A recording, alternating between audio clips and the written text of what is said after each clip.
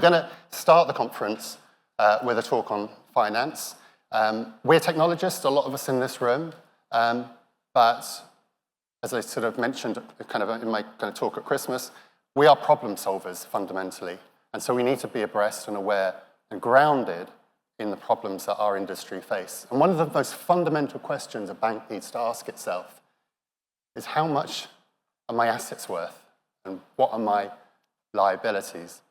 And if they get those questions wrong, then very, very bad things happen, as we've seen.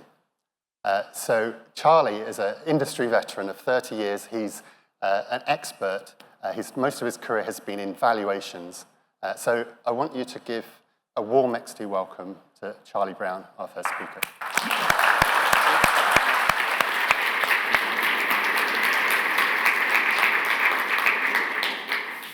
Okay, good morning, everybody. Very pleased to be here. Thank you to Malcolm, Addy, John for inviting me. My first XT25 conference. I'm super excited to be here. My name is Charlie Browne. I'm head of market data, quant, and risk solutions at Golden Source. As Malcolm mentioned, I have a background in valuations and IPV. I ran valuations teams at Lehman, long story, and Lloyd's Banking Group. I ran the group valuations there. So what I'm going to be talking about today is risk factors and data lineage in risk factors. What is a risk factor? A conceptual framework, and I'll give a reason why there is a conceptual framework. The journey, you'll see why data lineage and the concept of a journey is important. Where does market data come from? Where does it go? And how do we trace back and reconstruct that journey?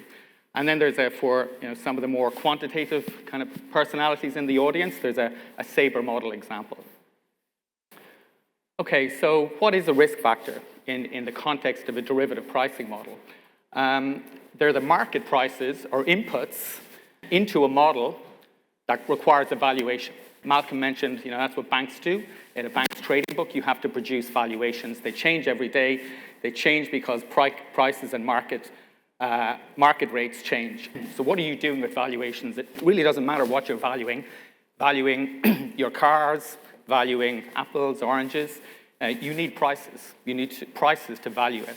So the inventory in this case in a bank is derivatives. The example here is a Bermudan swaption. You need because it's not traded in the market. It's not liquid. There are future cash flows that are unknown associated with it. You've got to predict those cash flows. You've got to discount those cash flows. And you need market data for that prediction and discounting process. So that's what risk factors are. They're the prices that are inputs to the derivative pricing models that produce, among other things, but primarily trade valuations. Okay, so what does the regulation say about risk factors? The main regulation, I don't know who in the audience has any experience with it, but if you work on the trading side of a bank, you may well have heard about FRTB, Fundamental Review of the Trading Book. And since for about 10 or 12 years, it's been the most kind of fundamental change to how market risk and to a certain extent valuations is done by banks, and there have been lots and lots of FRTB projects that have come and gone. One of the more challenging areas of FRTB is risk factors, those risk factor inputs. There's a section in the document called the specification of market risk factors. So I took a look at that in my kind of IPV valuation role. I had to spend a lot of time examining observable prices in the market, where they came from, and using those to validate valuations. So I was expecting a kind of really clear definition of what those risk factors are, broken between observable and fitted. And I'll get on to the difference between those two. When I took a look at that section, it didn't describe that at all. So along with Malcolm's theme of heresy, my kind of heretical view on this is FRTB is completely inadequate as a specification of market risk factors.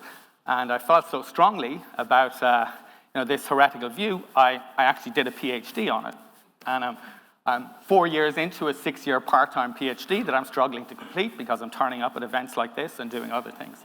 But I'm doing it nonetheless.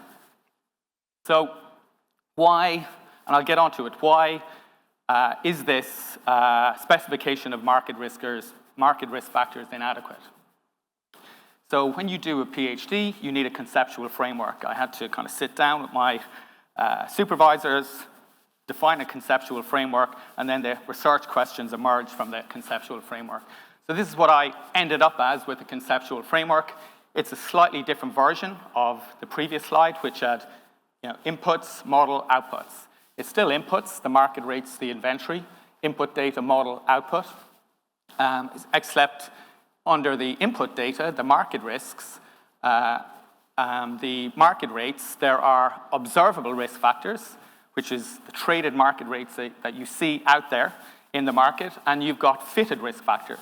Because if you try and take those, that kind of dirty observable data that comes and goes with liquidity and fit it into one of these models, it'll break the model. The model won't understand it. So you've got to kind of smooth it, standardize it, and there are different kind of techniques for doing that. So my basic kind of thesis was that that specification for risk factors should have at least two headings. It should have one describing observable and all of the market conventions and types and everything that come with that, and the second one describing the fitted ones that kind of fit the market data. Okay, so that's the conceptual framework. This is a more functional view of that conceptual framework. We've got market data sources over here, usual suspects, Bloomberg and Refinitiv and ICE and Market. There are lots of them out there. They aggregate the bids and offers and quotes that are created in the market. They flow through this kind of observable kind of flow here. If you're doing valuations, you have to kind of load those rates, validate them in EDM, which is the business I'm in. In EDM speak, you've got to create a silver copy, a gold copy. You create a standardized curve. It's not the fitted curve, but you create it for validation purposes. You have to derive market data using proxies. You've got to do validations of that market data. Then it goes into the library, primarily for the purposes of valuations, but one of the kind of steps before that is it's got to fit the curves. It's got to come up with smooth curves. And I'll explain the concept of a curve in a few minutes and why curves exist and why we're not just looking at single prices for traded instruments. Okay, so the case study in this case is a yield curve. So yield curve is the most important risk factor in the trading book. It's used for both predicting the cash flows for derivatives, but more importantly, it's used for discounting those. So future cash flows have to be discounted back to current value. And a single yield curve is used for all of this. And I noticed the E has popped off the end of my observable. I was going to say there's a reason for that, but there isn't. It's a mistake. So this is what a yield curve looks like. It's got kind of those gray blue dots are the observable market rates. Typically, they'll be deposits or futures or swaps. You've got to validate those. And then the fitted one, and I'll go through different fitting techniques, is the fitted one. I mentioned over here the observable instruments. They're highly correlated.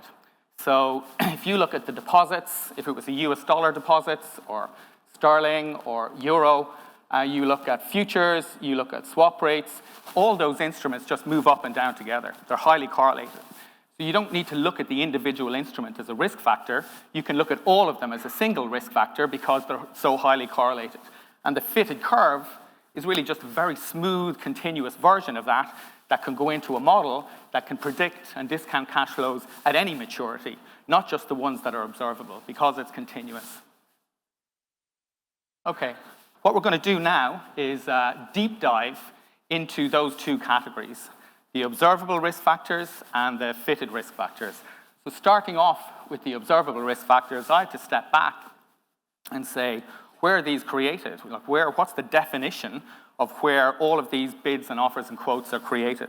Luckily for me, there was a piece of regulation that came out in 2010 called MiFID II that defined trading venues and said that basically all prices are created on trading venues, which makes intuitive sense, they are. And they gave 4 different categories for them: regulated markets, MTFs, OTFs, systematic internalizers. The regulated markets are the exchanges. The systematic internalizers are the banks that trade in the market. And then in between, you've got brokers and platforms and everything else. They really only create 2 things. They create bids and offers, and that's what market data is. It's just a bid and an offer, but it's how you categorize those that's important. It's a bid and an offer for what? What piece of inventory? And that's the reference data. So you need from this kind of, you'll see the lineage theme emerging here. When you drill into those bids and offers, you want to see reference data transparency. What's the instrument? What's the issuer, the asset class? What are the conventions, terms and conditions, etc. Okay, so the liquidity. So you may get a bid and an ask, and that's what you buy and sell it at. You might get a mid price, but underneath those bids and asks, you really, to have confidence in your valuations, you need to know a lot about the underlying liquidity. So you've got liquid markets, illiquid markets, and somehow that needs to be captured in your valuation. So, and there's regulation out there that does that breakdown. So usually in the yield curve example, there will be a lot of liquidity. You won't be building yield curves from illiquid markets. And you'll have something that looks like this if you looked at all of the bids and asks lined up on a screen someplace. The bid-offer spread will be small. Typically, liquid markets are short-dated. Mature markets, US treasuries, interest rate markets tend to be liquid. Emerging markets, more long-dated, less frequently traded stuff like ABS is illiquid. One way or another, to answer the lineage question, liquidity is part of that. You do need to know how liquid is the underlying market that I'm using my bids and offers for. So we're still on observable risk factors. More unobservable. So there's the concept of golden prices. So if you want your official P&L at the end of the day and you're snapping to 4 p.m., calculating P every day at 4 p.m., you need a snap time, you need a methodology for choosing the best price that goes into my valuations. That's called typically a golden price concept. Do I use the best of Bloomberg or ICE or the brokers and I have a hierarchy that I choose? Do I use an average? Do I use a weighted average? There's no real quantitative techniques here. It's just a methodology for choosing the best price from the data that you've purchased as a bank or trading organization. And time range and blacklisting and whitelisting and other concepts come into this golden price. But you're still working typically on the observable risk factors here. So again, with the observable risk factors, and back to that liquidity question, if you have really, really liquid markets, you don't need proxies. You don't need to derive data. It's all just there for you, almost streamed, and you snap at 4 p.m. to get your P&L, and you just pick the 4 p.m. price and you use it. But a lot of markets won't be liquid. And some markets are not liquid at all, and you've got to do some kind of quantitative techniques. But some are liquid, and you need techniques to fill in the missing prices. So here's a curve at the top. The first 2 or 3 tenor points are there. The fourth one is missing, and the fifth and this. You can guess what the fourth one would be. It's probably a straight line. That straight line is interpolation. So interpolation is a proxy technique. It's an adjacent proxy technique. You need volatility surfaces when you're pricing options in your portfolio because they tell you how much volatility there's going to be, which is really the probability that the underlying price is going to finish in the money.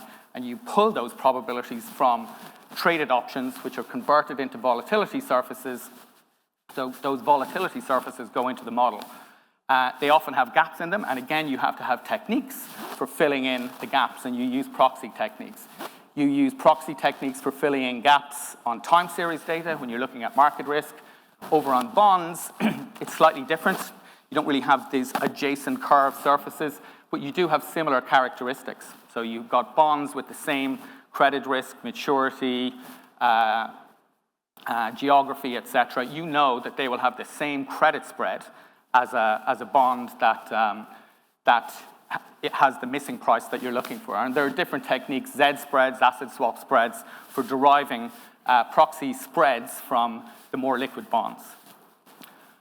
Okay, fitted risk factors. So given now that you've kind of filled in, you've got that observable, back to the yield curve example, you've got all of those observable pieces of data, and you now want to fit it. So there are different fitting techniques out here. I've just put 4 categories up here. Splines, parametric, multi-curve root solving. The most common one is bootstrapping, because it actually it doesn't show it here, but it solves for, it basically makes the fitted line actually go through the dots, which is important because it reduces arbitrage in the market. So usually trading desks kind of use bootstrapping methodologies. Broadly, they're all doing the same. They're essentially drawing that continuous line through the observable data to build a yield curve. Your yield curve is used then. You can see the cash flows of the instrument. This is the Bermudan swaption. Here's a cash flow, here's a cash flow, here's a cash flow, here's a cash flow. They all need to be discounted to the present value. That will give you the valuation of the actual instrument that you're valuing. Okay, so whether you're looking at observable data or you're looking at the fitted data, it is a good idea to validate it. It's, you don't necessarily completely trust either what the market says for the observable or what your model has fitted. You really should take it back into the system and compare, primary validation technique is compare it to what it was yesterday. If you see a nice smooth curve yesterday and you see a slightly different nice smooth curve today, you know you're probably good. If you see a curve that did that yesterday and did that today, you know you're probably visually in trouble. And but there are different kind of techniques for doing that. That's what happens, again, in EDM systems, typically, market data validation systems.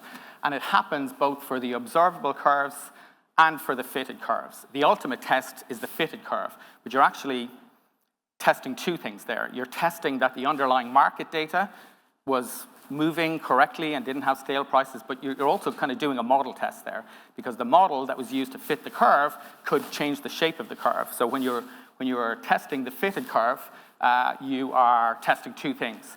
It's the observable data and the model that was used to make it smooth and fit it. Okay, so a little bit on data management regulation, because we're going to get on to Lineage now. So FRTB came out after the global financial crisis, along with a whole slew of regulation covering credit risk and market risk. And the industry for 10 years and regulators said, you have to calculate your risk numbers, credit, market risk. You have to do your valuations, your IPV in a certain way, and we're going to be all over you, and if you don't do it, we'll stop you trading, and you've got to put more capital aside. That's still happening to a certain extent, but there's been a lot of progress there. What the regulators are doing now is they're starting to move over to data management. And now traditionally, the data IT guys didn't necessarily speak to the quants and the risk people, but I find anyway, that's more and more happening, and this is a big driver of it. So there are two pieces of regulation, BCBS 239, and in Europe in particular, there's something called RDARR, Risk Data Aggregation and Risk Reporting. And I was at a conference in 2023, listening in to what they were pushing for. One of the big themes was data lineage. It was data governance, data lineage, market data sources, where stuff comes from, and I was like, whoa, regulators talking about this stuff, mindsets have changed there. They were talking about formulas for value at risk and stress testing, and they're now talking about data. You need to prove your data, and that's what really Lineage is. So data lineage for risk factors, kind of what is it? Now, I think what I've been talking about for the last 10 minutes or so, or 15 or whatever it is I've left, has been a journey from those trading venues, those that are defined by MiFID that create the bids and offers, through to the aggregation platforms like Bloomberg and Refinitiv and ICE, and all, through into the, you call it the kind of EDM systems, more into the valuation systems, I guess, into the quant libraries, the fitted risk factors, outcome valuations, outcome risk positions, and things like that. So what is Lineage? Lineage really is a reconstruction of that journey. It's the auditor comes in, the regulator comes in, you produce a valuation for your Bermuda swaption, or it could be a valuation for, it doesn't really matter, an equity, a house, whatever it is. It says, show me that that price that you've used is correct.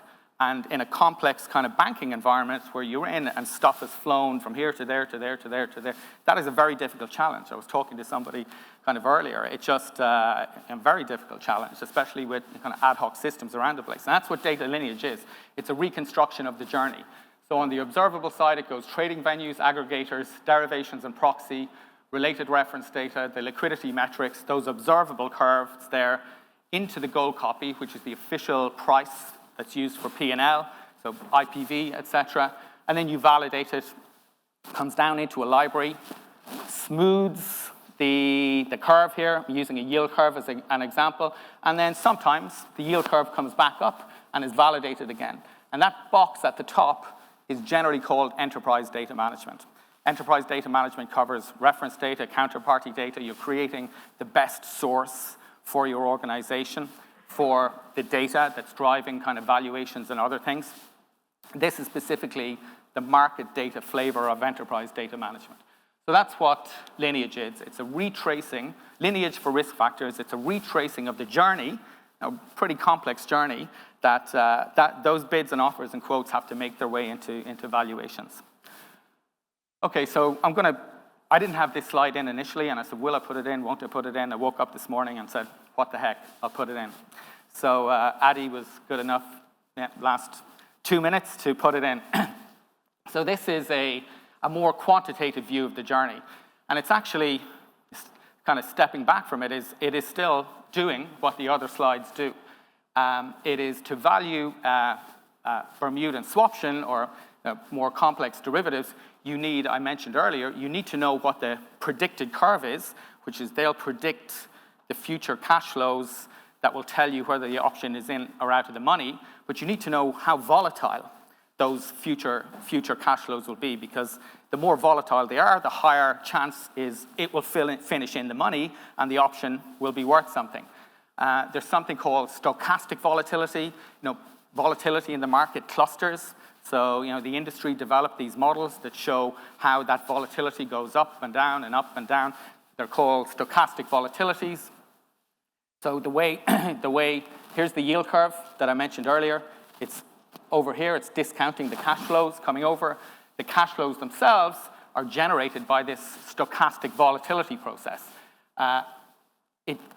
Models have parameters. There's 3 parameters here. The purpose of those parameters is to take the volatilities and get them to kind of evolve over the course of the volatility shapes, kind of evolve over the course of over the life of the Bermudan swaption. And they evolve through a simulation. You just fire stuff off, thousands of simulations. If volatility is high, the simulations get wider. If volatilities are low, but it can't be a static volatility number. It's a stochastic volatility number.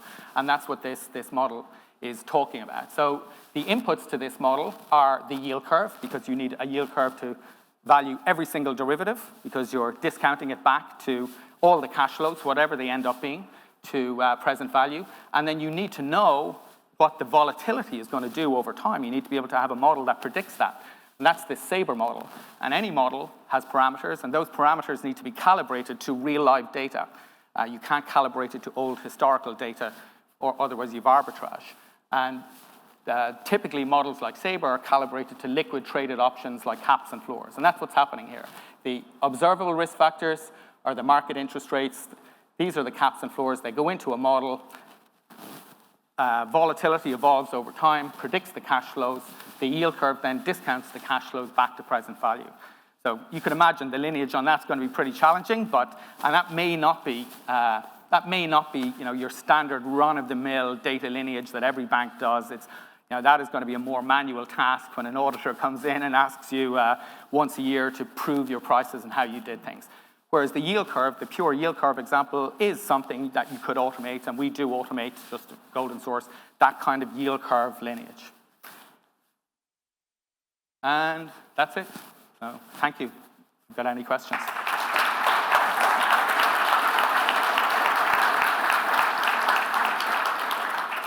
Thank you, Charlie. We've got time for a few questions. Yes.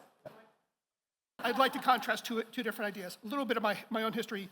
My experience with AI literally goes back 40 years, if you can believe it. So I worked with Rummel Hart back when backpropagation was in diapers. Yep. And thank you. Ever since then, the same critique has always been made. It's still made today. Numerical models are very difficult to translate into any kind of formal expression that corresponds to the real world. Yep. Take something like Black-Scholes. Yep. Every term in that model yep. has a correspondence to a observable yep. entity in the world. Now, yep.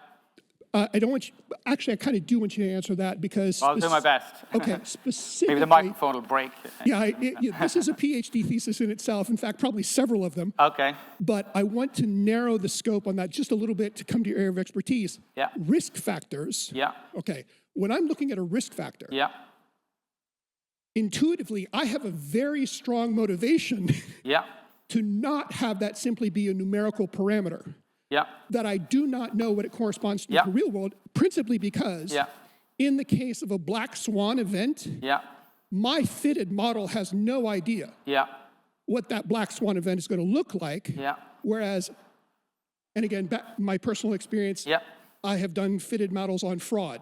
Okay. And if I have a fitted model on historical fraud Yeah. and a new type of fraud arises, my historical model has no idea about that new Yeah. spot fraud, and I need a way of incorporating that. Yeah. If I'm looking purely at risk factors, Yeah. historical data has no idea what's going on in the real world. It just knows about the data that Yeah. are given to it. Yeah. Black swan event comes on, Yeah. I've got a serious problem Yeah. because now I have a risk exposure Yeah. that my model tells me nothing about. Yeah. One, is there any way that you have found in your work to create some degree of correspondence? Yeah, I figured that. And what do you do to hedge Yeah. against the risk exposure of a fitted model Yeah. in the case of an, unpredictable world? Yeah. So, my working in the IPV kind of valuations world in 2008, that black swan event happened. And you had something that was pretty liquid, even if it wasn't liquid, it was sitting there in your trading book, and the model parameters that were used to generate it for some numerical technique were calibrated every day. So there is at least some traceability through that calibration process. Back to, they're really the Black-Scholes options, like that. So there is some kind of traceability to that. And then the market completely disappears. Not only the calibrating kind of instruments, but the market for Bermudans completely disappears. And when people were trying to, during that period, come up with sensible valuations, given that they knew there was just complete fear in the market, and during markets, when they become fearful, really what happens is those bids and asks, they just either disappear completely, or they just become so wide that if you try and exit the position, you won't be able to do it. It'll basically cost you millions. And if every bank during that financial crisis exited every complex position that they have, it was a solvency crisis followed by a liquidity crisis, and one or two banks went down, Lehman's and Northern Trusts. If they all tried to offload their positions at the same time and the regulators forced them to do it, then it would have been a much bigger crisis than it turned out to be. I ended up working for Lehman's, valuing their derivatives portfolios, and we were looking backwards to 2008. And that's what we were trying to do, was just find sensible data, use judgment, and during that time when it was actually happening, it's just common sense approach, working with auditors, working with, look, we know we can't get this sold now, but we think, just give it a few days. We have some natural hedges over here for the risks on that. Therefore, probably no need to sell that. Write up a report, get the valuers, get the auditors to sign off on it. So a lot of kind of judgment was applied there. But your point is very well made. In very liquid markets, those, whatever you're doing, pricing directly from the observables, or calibrating parameters to observable data. When markets are really liquid, there's generally no challenge. It's when, what do they say? There's only two things go up in a crisis, volatility and correlation. And that's really what happens. And then it just becomes very difficult to value anything. And a lot of judgment is used. You do look at historical data, because the historical data doesn't disappear, and you say last year on average it was worth this, and you have to make kind of judgment calls like that. So I don't know if that answers the question, but it is a lot of subjectivity. That was more an objective process. A lot of subjectivity is needed through the process. Okay. 5 minutes left for one or two questions. Anybody else?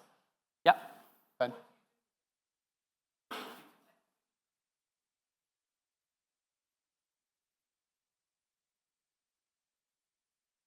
No, yeah, it's a great question. You know, what do you do with the lineage? It is essentially, I see it as an audit process. It's like if you go in and you produce a valuation, and you've internal auditors, external auditors, SOX, regulators coming in, you're producing a valuation. One of the roles I was asked was, you know, show me how you do that validation. And that was a manual task. So I had to, and depending on liquidity, it was even more manual how I did it. Whereas the lineage is is the automation of that. It is the journey from where those bids and asks are created through to the output valuations, and then just written down in paper in an audit report. Press the button, and out comes the lineage. It's data heavy, as you can imagine, because you know, to produce the valuation in the first place, you've sometimes all of these simulations and things, and you know, it's data heavy too. Anybody that's kind of pumping kind of Monte Carlo models and everything knows how long it takes. Producing the audit on the steps that were needed, you know, if you've got the true lineage, is even heavier, and you've got to persist it because it has to be there for, you know, regulators to come in, and so you're not going to reproduce what the model does, but you should be able to reproduce what the sources are. You should be able to reproduce the model that was used, the name, the time it was run, the input parameters. You should be able to say what golden price was used, what validations were run. If it broke one of those validations because the price fell outside of a standard daily threshold, you should be able to say what happened after it was broke. Did a market data operations person come in and correct it? And then you need that in a report. And that's what the lineage, it's really just the report that tells you how you got there. And yes, you do. You do. It is, yes. Really good example of that is those tolerances. So if you've got, you know, a market that typically goes up and down 1% every day, if your lineage report, let's say you produce at the end of the month, is telling you that I've broken this thing 5 times during the month, either it was a very volatile market, which, okay, maybe I should have, or your thresholds are wrong. That's the upper and lower boundary. So the lineage report, you know, one of its potential uses is to help you set the thresholds on the validation checks on the data as it flows through. Yeah. Much simpler question, really. Can you just briefly explain technically how do you actually capture, store, and validate, and then use all of that lineage data? Because presumably you've got huge amounts of it. Yeah. So you know, it's the market data. It starts off with the market data itself. So just so you have one instrument. Let's say it's a bond. That might have 5 different sources. It might have Refinitiv, a broker, Bloomberg. I'm picking the usual suspects, but it could come from anywhere. They all need to get loaded, stored against the instrument. There's a mastered instrument ID. That instrument ID itself could have multiple identifiers, ISINs and QSIPs and et cetera, and all of the related reference data. It sounds like you're pretty familiar with that. So you have all of the sources, and then you've got an algorithm that generates, we call it a golden price, but it could be called an end-of-day price, a valuation price, and the algorithm so that will usually sit in a database, and it tends to be kind of more database technology as opposed to in-memory and stuff because of the need to kind of persist stuff. And then the algorithm will choose, say, I want to choose Bloomberg number 1. If Bloomberg exists, use Bloomberg. You might say, choose whatever's there, no matter what, and then generate the golden price. Or you might say, I want to validate Bloomberg before it goes into the golden price. And you've got different options there. Then you generate the golden price. Then the golden price goes on the curve, and you have another algorithm or process that runs that checks that the curve is valid. Because the curve, the individual prices might jump around the place, but the curve itself might not. So it's literally, store the data, persist, run the algorithm, run it again, store the data, generate the lineage. All right, we've got no more time for questions. Thank you very much for Charlie.